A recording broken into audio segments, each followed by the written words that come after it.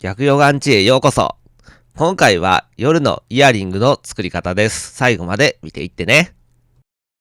こんにちは、コスプレイヤーの逆ヨガだよ。今回はスパイファミリーに登場するこちらの夜のイヤリングを作ってみました。私服の時もドレスの時も装着していて印象的なイヤリングですよね。それでは早速みんなで作りましょう。COS ボードという材料から一通りのパーツを切り出します。COS ボードとはコスプレ造形向けのボード素材です。軽くて柔らかいですが、簡単には破れません。曲げても折れません。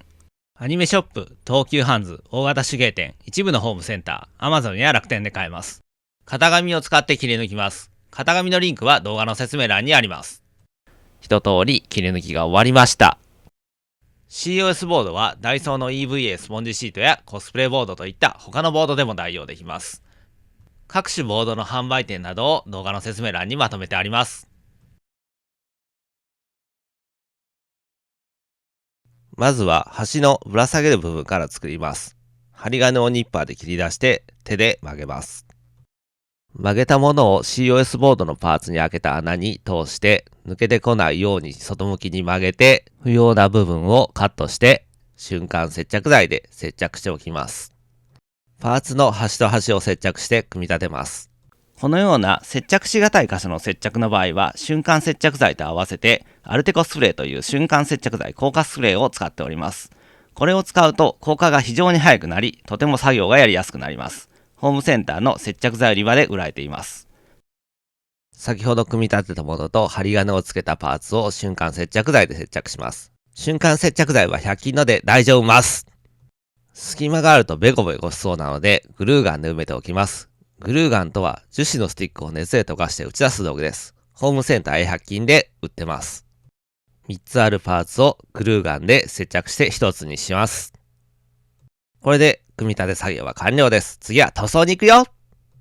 逆ヨガスパイファミリーの動画は夜の暗記の作り方やアーニャの髪飾りの作り方の動画もあります。よければ他の動画も見ていってくださいね。造形ベースを塗ります。造形ベースとはコスプレ造形向けの塗装下地です。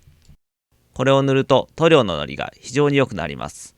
COS ボードとセットでよく販売されております。ジェッソなどのアクリル絵の具の下地や水で少し薄めた木工用ボンドで代用することもできます。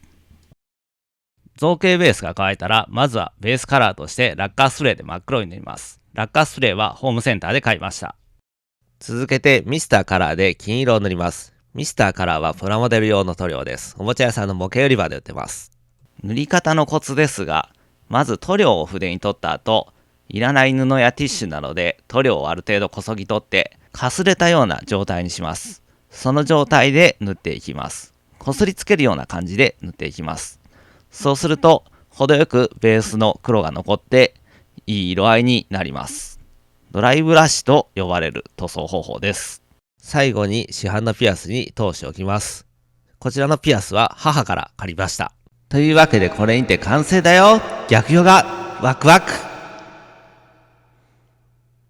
逆ヨガ動画の補足情報や型紙データ、作業時の注意点などをサイトでまとめてます。これから作る人は必ずサイトを見てくださいね。サイトのリンクは動画の説明欄にあるよ。重量は1個 4g と非常に軽いです。制作時間の目安は2時間、材料費の目安は500円となります。質問があればコメントでお気軽に書き込んでくださいね。よろしければチャンネル登録お願いいたします。それでは皆さんご視聴ありがとうございました。また次の動画でお会いしましょう。逆ヨガ Twitter やサブチャンネルも見てね。